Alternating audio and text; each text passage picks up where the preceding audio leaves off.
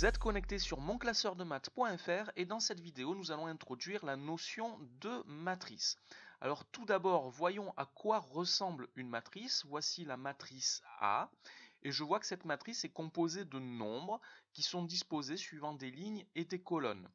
En effet, une matrice est un tableau de nombres. Alors nous n'avons pas tracé les lignes et les colonnes de ce tableau, nous avons juste des crochets qui encadrent la matrice à gauche et à droite, on peut les remplacer par des parenthèses, mais c'est un tableau de nombres, et donc comme dans tout tableau, il y a des lignes et des colonnes. Donc cette matrice possède 3 lignes et elle possède 2 colonnes. Les nombres sont disposés suivant ces lignes et ces colonnes.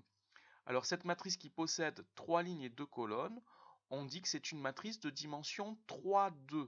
Le 3 indique le nombre de lignes et le 2 indique le nombre de colonnes. Et on écrira toujours dans cet ordre, d'abord le nombre de lignes et ensuite le nombre de colonnes.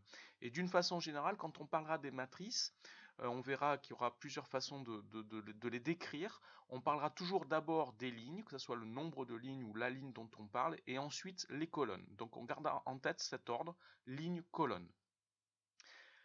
Alors, d'une façon générale, une matrice de dimension MP est une matrice qui possède M lignes et P colonnes.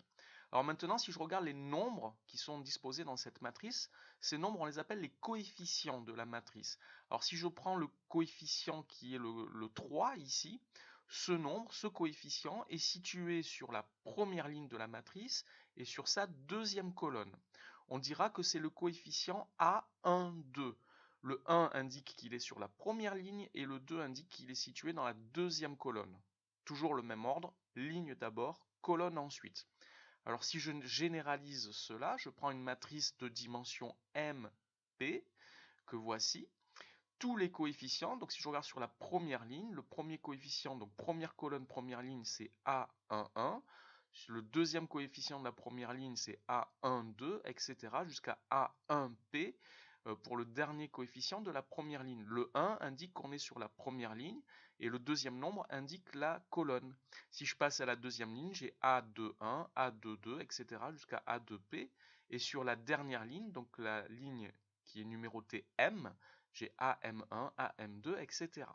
Donc les nombres qui sont inscrits dans la matrice sont ces coefficients, et le coefficient AIJ est celui qui est inscrit sur la IM ligne et la JM colonne.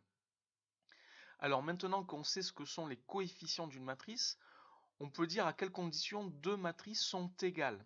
Alors déjà, pour que deux matrices soient égales, il faut qu'elles aient la même dimension, et il faut ensuite que tous leurs coefficients soient égaux 2 à 2.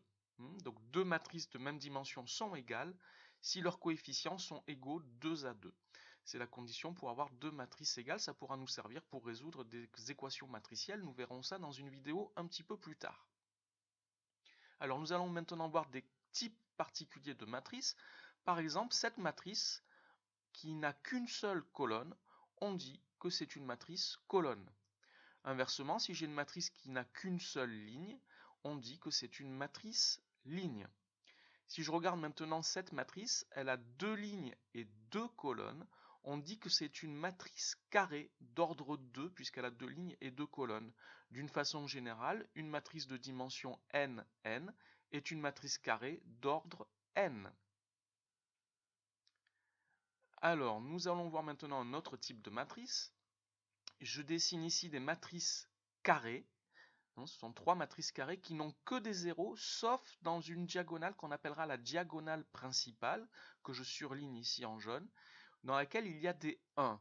Alors ces 3 matrices sont appelées matrices identité. Donc une matrice carrée d'ordre n, dont les coefficients de la diagonale principale sont tous égaux à 1 et tous les autres coefficients sont nuls, est appelée une matrice identité d'ordre n. On la notera IN.